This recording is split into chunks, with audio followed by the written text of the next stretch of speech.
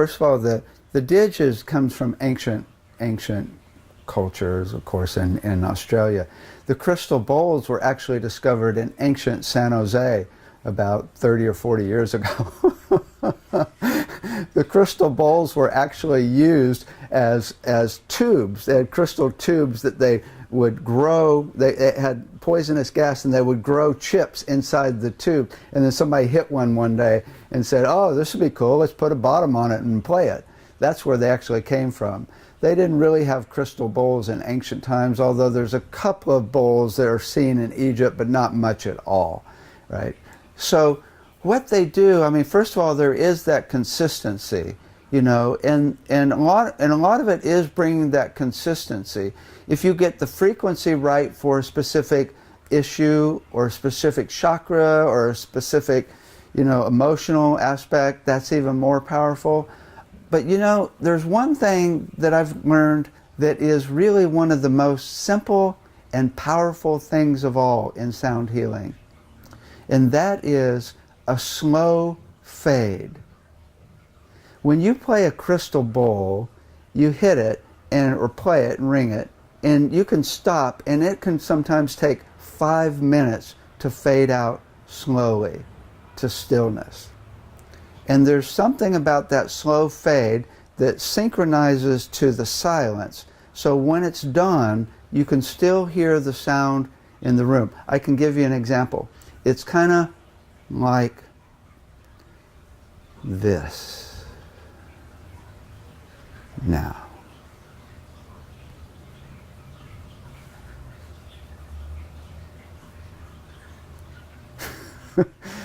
See? Just bringing you to that point of stillness. And almost most of the instruments, other than the rhythm instruments, which you can also slow the rhythm down, do that in sound healing. And it's amazing. Now, if you do it on the home note, which is the key of a song, every song has a key, and the home note of the key of the song is where you're at rest. That's the technical definition in music theory, is the note of the song where you're at rest. When you hit that note, you can breathe, right? When you do it on the home note and fade out, the peace is profound.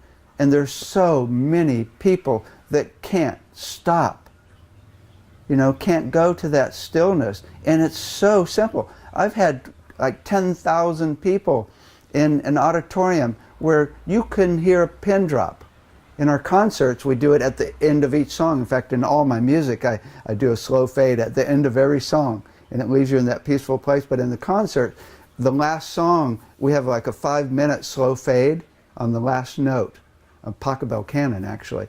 And it's amazing. People don't move for 15 minutes.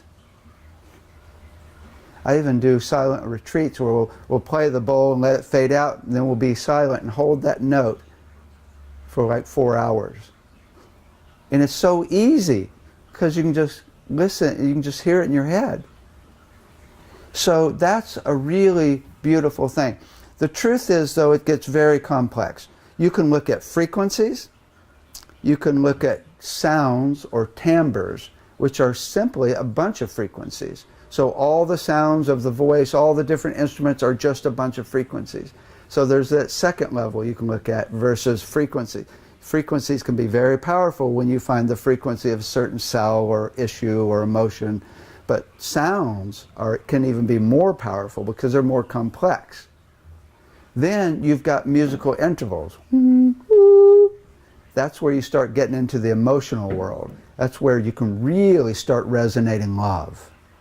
It's hard to resonate love with a bowl or a frequency without an intention or without the energy. If I just play a bowl or a frequency, most people aren't going to go, whoa, yeah, love. No, most people go, okay, cool. You know, but if you go,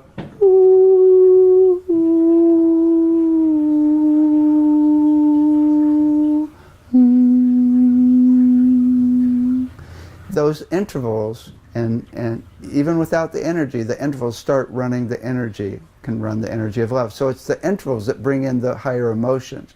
So even musical intervals, two sounds together, are actually even more powerful. But the most powerful of all almost, is music. You add rhythm, and now you can entrain the body with you can entrain the heart rate, you can entrain the brain waves into very specific brainwave states. You know, you've got a whole nother level, not to mention all the different emotional worlds you can go into with music. I mean, everybody knows how powerful music is. It can make you cry, it can make you dance, it can make you, I mean, do anything. It's unbelievably powerful. But then the most powerful level of all is energy. When you hold an intention or an energy with a frequency or a sound or a musical interval or the music, it's way more powerful. You can have someone sing a song, it's kind of cool. Someone else sings the song with the right energy, and you're in tears. You know, your life has changed forever.